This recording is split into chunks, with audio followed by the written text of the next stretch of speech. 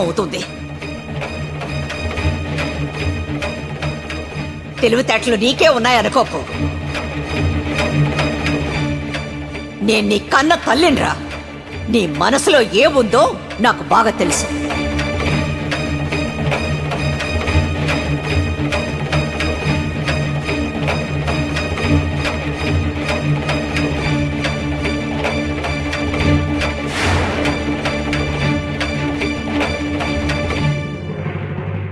ఈ రోజు నుంచే నువ్వు వ్యాపారం చూసుకోనక్కర్లేదు.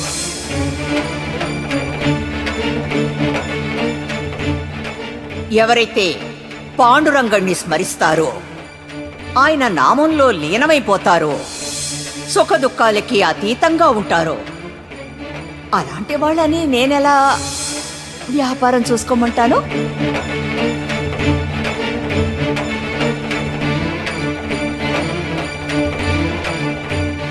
నేను నీకు ఉపకారం చేశాను. నువ్వు ఇన్ని తప్పులు చేసినా నిన్ను ఇంట్లో నుంచి వెళ్ళగొట్టలేదు.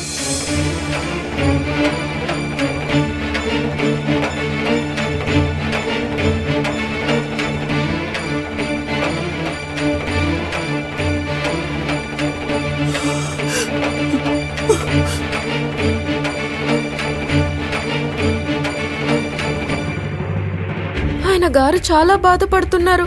ఆయన్ని ఎలా ఓదార్చాలో నాకు అర్థం కావట్లేదు. నేను ఏం చేస్తే ఆయనకి ఊరట కలుగుతుంది?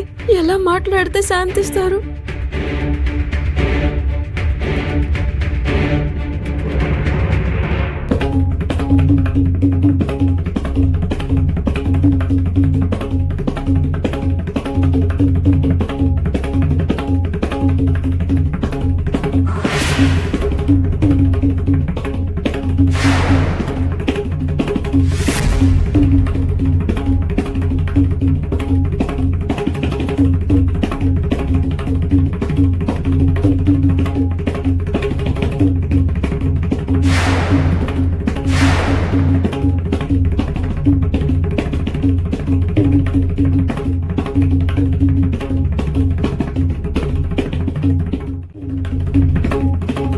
భలే భలే భలే భలే భలే మృదంగనాదం అద్భుతంగా ఉంది వదినా. ఇంత వినసొంపుగా వాయించేది మన దిగునే కదా. కానీ వదినా, ఇది రణరంగానికి వెళ్ళబోయే ముందు మోగించే యుద్ధ పేరు అయ్యుంటుందా? మన దిగు ఆవేశాన్ని చూస్తుంటే నాకు అలాగే అనిపిస్తోంది. మీకెంత కష్టం వచ్చింది వదినా. నిజం చెప్పాలంటే నేను వసలా వినీకి ప్రతిరోజు చెప్తాం, నువ్వు దిగు అన్నయ్యను చూసి నేర్చుకోరా, మాతృభక్తిలో వాడిని మించిన వాళ్ళు లేరు, వాడు వాళ్ళ అమ్మ మాటని వేదవాకగా పరిగణించి ఆచరిస్తాడు అని. కానీ ఇప్పుడు అలా కాదు వదినా, మన దిగు మారిపోయాడు. ఆ సక్కు వాడికి ఏం మందు పెట్టిందో తెలియదు గాని దిగు ఇప్పుడు మనకి పూర్తి వ్యతిరేకంగా మారిపోయాడు. మిమ్మల్ని రెచ్చగొట్టడానికే వాడు తీవ్రంగా మృదంగం వాయిస్తున్నాడు. ఇప్పుడు మన కర్తవ్యం ఏమిటి వదినా?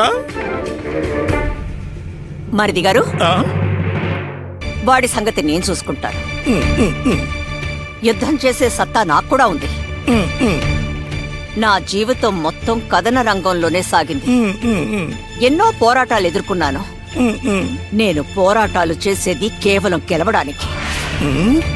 అందుకని నా కొడుకు దిగు గురించి చింతించాల్సిన అవసరం మీకు లేదు. దిగు సంగతి నేను చూసుకుంటాను. మనం మన సంగతి చూసుకుందాం. నేను మీకు చెప్పిన విషయాల్ని బాగా గుర్తుంచుకోండి.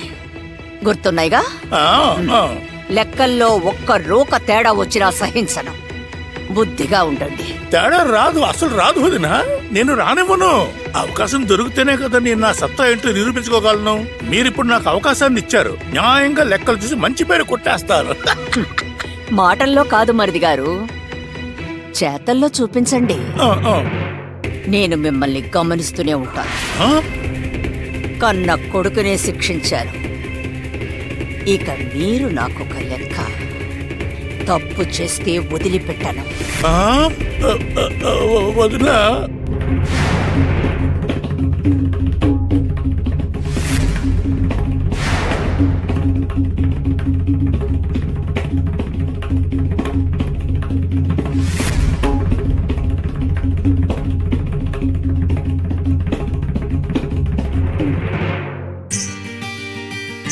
ఇన్నాళ్లకి నేను ఎదురు చూసిన రోజు వచ్చింది. ఆ దృశ్యం చూస్తుంటే నాకు కళ్ళ నీళ్ళు వచ్చాయి. ఆయన గారు గల్లాపెట్ట దగ్గర కూర్చోవడం చూశాను. నిజంగా ఇవాళ నా జీవితం సార్థకమైంది. చూడు విను, ఎన్నో ఏళ్ల నుంచి ఈ క్షణం కోసం ఎదురు చూస్తున్నాను. ఇన్నాళ్లకి నా కల నెరవేరింది. నేను ఈ రోజు మీ నాన్నకి ఇష్టమైన తీపి వంటకం చేస్తాను.